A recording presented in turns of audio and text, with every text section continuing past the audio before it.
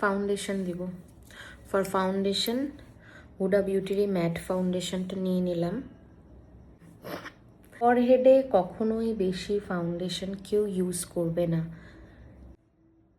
এই যে ঠিক এতটুকু ফাউন্ডেশন ফরহেডে ইউজ করব, এটাই ভালো করে স্প্রেড করব। ফরহেডে একদম কম থেকে কম ফাউন্ডেশন ইউজ করবে এবং সেটাকেই আস্তে আস্তে আস্তে আস্তে করে এভাবে স্প্রেড করবে, ঠিক আছে?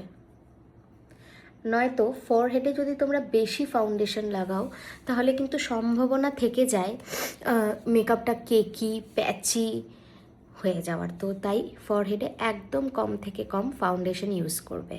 আর নোজ এরিয়ায় ফাউন্ডেশন ব্লেন্ডিং করার সময় ক্লায়েন্টকে বলবে চিজেলড করতে। দেখো এই জায়গাগুলোতে প্রোডাক্ট কিন্তু থেকে যায়, দেখতে পাচ্ছ?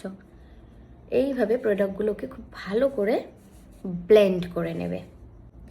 আর সব সময় যখন ব্লেন্ড করবে এইভাবে ব্লেন্ড করবে, এইভাবে না, নো, এইভাবে।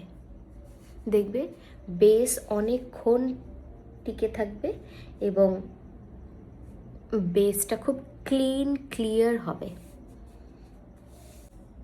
ভালো লাগলো তো টিপসটা?